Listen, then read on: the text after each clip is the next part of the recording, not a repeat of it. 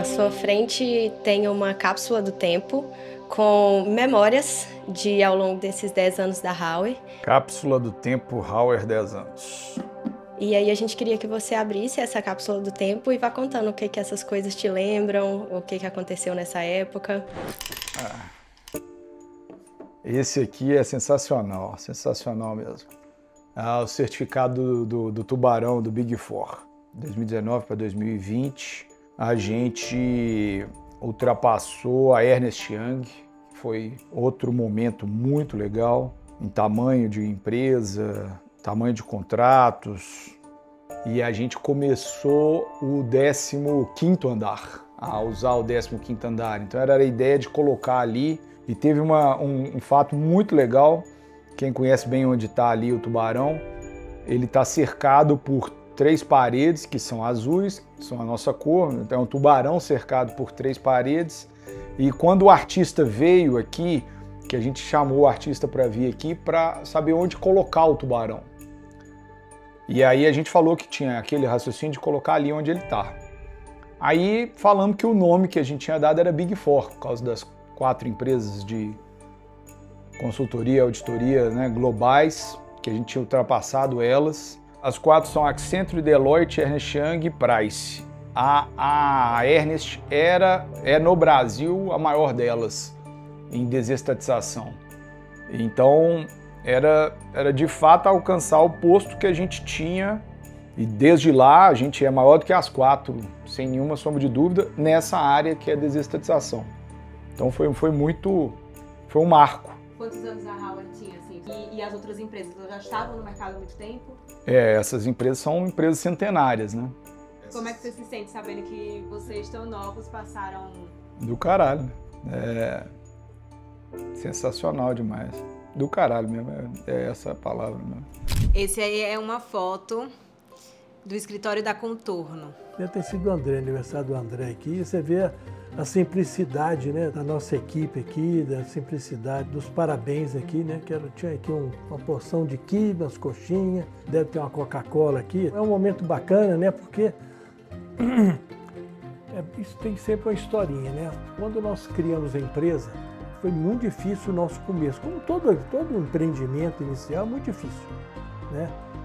Sem falar que a falta principalmente a falta de investimento. A pessoa não tinha dinheiro, muito dinheiro para poder fazer grandes investimentos. Nós somos hoje 4 sócios, né? O Gustavo, o Camilo, o Roger e eu, mas nós somos diferentes. Nós somos sócios, mas nós temos uma diferença.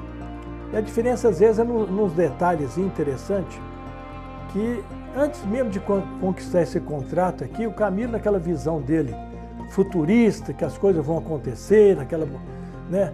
Falou assim, vamos comemorar. Aí, se perguntasse para mim, nós íamos direto para uma pizzaria, dividir uma pizza, né? Se fosse perguntar para o Roger, nós íamos um tal de Chopão, lá no Mato Grosso, lá em Cuiabá, um restaurante antigo, famoso, que eles servem uma sopa. Isso é mais para a turma que vai no final de noite para lá, uma sopa quente, joga 2 ovos lá dentro da sopa, traz uma bacia de pão. Então, se fosse o Roger, nós íamos para lá. E o Camilo não, já nos colocou no melhor restaurante lá de Cuiabá, o Marralo. Eu lembro muito bem, nesse ano nós pagamos uma conta de mais de R$500 lá para nós 3. Comemos do bom e do melhor. A única hora que nós seguramos o Camilo foi que ele queria, já no final do jantar, depois do café, ainda tomar uma champanhe ainda, comemorar não sei o quê. Nós não tínhamos ganho nada ainda, mas foi um fato muito interessante, dessa coragem da gente. Não tinha dinheiro, muito pouco, mas, como diz, visitamos o melhor restaurante de Cuiabá naquela época já. Vocês eram 4, agora a gente é mais de 450 colaboradores. O que você diria para esses colaboradores, como também o seu sentimento pessoal, assim? Não pode perder de vista uma coisa que, logo que a empresa foi criada, parece que 3 anos depois, não mais, 3 anos depois, nossa empresa, nós construímos junto àqueles colaboradores daquela época, um negócio chamado propósito da empresa, que é impactar positivamente a vida das pessoas e das futuras gerações. Isso é um negócio que a gente sempre procura passar para as pessoas, mas não passar só assim, o que é missão, o que é visão, está escrito aí. Não, a gente procura a pessoa praticar isso. O profissional, esse líder, esse colaborador, tem que saber o quanto esse projeto impacta a vida dessas pessoas. Se eu estou fazendo um projeto de iluminação pública, eu tenho que entender que esse projeto vai trazer segurança pública ao cidadão. Eu não posso ser só aquele livrinho que fiz a modelagem, a licitação que foi feita. Isso que eu sempre procuro transmitir aos nossos colaboradores, para que pensem nisso, para quando chegar em casa, eu poder falar para a mulher, para o pai, para a mãe, o que for, o que ele está fazendo aqui, porque senão ele fica assim, não, eu estou empregado lá na Howard. Isso é ruim. O que é a Howard? É empresa. Mas ele tem que estar sabendo o que ele está fazendo. Quando você pega um saneamento, o cara de Valadares, o profissional de lá que trabalha, outros profissionais, e mesmo os outros que estão aqui, tem que ver o que é a importância do saneamento, entender o impacto que o seu trabalho pode ser de uma área que a gente chama aqui de infraestrutura de apoio, de um contador, pode ser da área de recursos humanos, de um economista, de um administrador, de um engenheiro, advogado. Tem que ter essa percepção de prestação de serviço público. Senão a gente perde o nosso contexto. Nós tivemos agora recentemente mais de 500 pessoas na nossa empresa, e isso foi um marco, né, para nós todos. Quando a gente pensou em montar a empresa, a gente nunca imaginou chegar assim nesse ponto, né, de ter 500 pessoas trabalhando conosco. E uma coisa que eu sempre pensei foi que Deus ajudasse a gente a montar uma empresa que fosse fonte de realização para essas pessoas, que tivesse uma cultura legal, que as pessoas que estivessem aqui conosco gostassem do ambiente de trabalho, né? Porque a gente sabe que a maior parte do tempo que essas pessoas passam é no trabalho, é aqui com a gente, e criar uma empresa que possa fazer parte de uma maneira construtiva para essas pessoas, que as pessoas possam construir as suas vidas, ter uma fonte de renda legal, ter a sua casa, o seu apartamento e se realizar com o que está fazendo, para nós é o mais importante. E Deus abençoe a gente, eu acho que a gente está no caminho certo. Esse objeto aqui, que beleza, hein? Esse sino aqui tem muita história e vai ter muito mais, sabe? Com certeza. Esse sino, eu tinha comprado esse sino numa senhora que estava vendendo. Eu ia levar para o sítio, mas achei ele muito grande lá para o sítio. Falei, vou deixar lá na Howard, quem sabe a hora a gente aproveita esse sino para alguma atividade nossa aqui.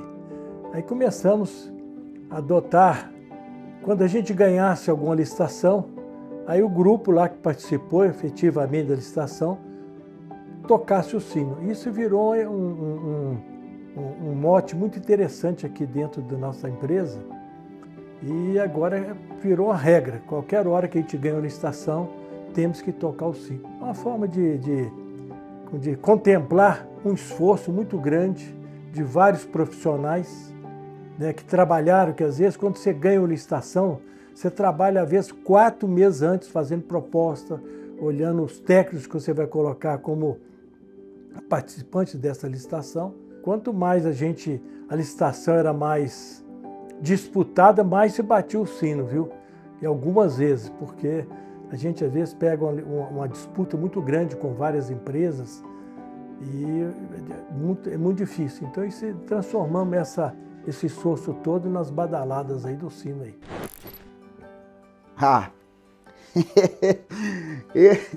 Esse blazer aqui tem história, né? A gente sempre conta a história desse blazer aqui e vou contar de novo, né?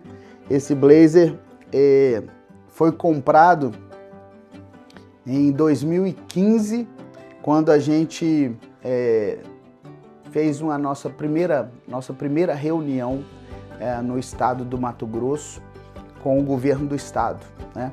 A gente estava em Sinop, eu e Camilo, e a gente tinha ido para participar de uma licitação e infelizmente essa licitação foi frustrada, foi adiada na véspera.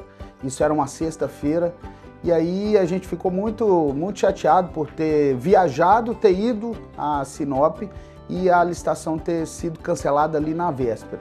E aí eu lembro de chamar o Camilo e falar, puxa vida, vamos dar uma saída, vamos esparecer a ideia, saímos, fomos tomar uma cerveja. E no momento da cerveja, a gente conversando, ele comentou que o secretário de Transportes que tinha assumido a função de secretário lá no governo do estado, era conhecido de um cunhado dele. E aí nós conseguimos, através desse cunhado do Camilo, agendar uma reunião na segunda-feira, ele nos recebeu. E aí eu tinha falado pro Camilo que não era para levar blazer, paletó, nada disso, porque era muito calor lá em Sinop, né? E não iria precisar. Mas aí, diante dessa situação, a gente se viu forçado a ter que comprar, né, um blazer. E aí eu lembro que a gente media ali água e fubá para poder fazer as viagens, para poder ter os custos com as coisas que a gente estava fazendo. E eu não tinha o dinheiro para comprar esse blazer, né? E aí nós entramos numa loja e o Camilo falou, não, tem que comprar um blazer bacana e tal. Eu falei, não, Camilo, comprar uma coisa barata. Ele falou, não, tem que ser aqui nessa loja, porque essa loja aqui tem um blazer legal. E aí acabei experimentando esse blazer e comprei, dividido lá em 10 vezes. Eu brinco que eu tô pagando esse blazer até hoje, mas aí virou história porque dessa reunião que a gente teve a presença do secretário, do vice-governador Carlos Fávaro, que hoje é ministro, né? Do secretário de Desenvolvimento, secretário de Educação à época também. Quer dizer, numa mesma reunião, nós tivemos a oportunidade de conversar com os secretários e o vice-governador. E depois de 1 ano e meio a gente ganhou a nossa primeira licitação lá em Cuiabá. Então esse dia foi um marco, né? E a gente brinca que esse blazer aqui rendeu muitos negócios para nós, porque a gente, a partir dele, foi o primeiro contrato nosso da Hauer, né? E abriu outros negócios depois. Então sempre que tem um negócio importante para fechar, eu dou a lustradazinha aqui no blazer, coloco ele porque é o meu blazer da sorte aí. Especialmente esse blazer aqui eu comprei há 10 anos atrás e ontem eu comprei um outro terno, né, para poder comemorar os nossos 10 anos aí de Hauer. Então estamos iniciando um novo ciclo, mas o blazer da sorte vai ficar aqui guardado e sempre usado, sempre que precisa. Então a nossa história faz parte da história da Hauer e a gente fica muito feliz com isso. A Hauer é GPTW, Great Place to Work, ou seja, um ótimo lugar para se trabalhar. A gente só alcança esse selo de ser um ótimo lugar para trabalhar pela avaliação das pessoas que aqui estão. E a gente tem um intuito muito forte de sempre ter um bom ambiente de trabalho, que as pessoas se desenvolvam, cresçam.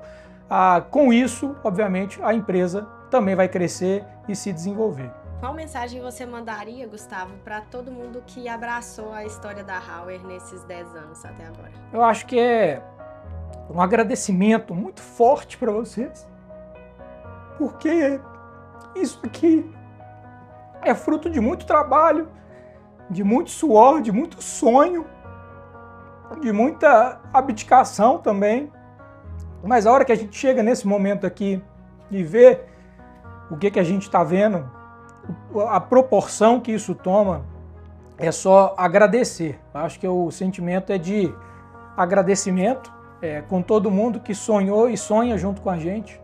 E não só sonhou e sonha, mas toma ação, atitude, força, vontade e fé para traduzir isso em realidade. E é isso que a gente está conseguindo fazer. O passado nos trouxe até aqui. O futuro nós vamos construir juntos. Obrigado a todos que fizeram parte dessa história. Que venham os próximos 10 anos.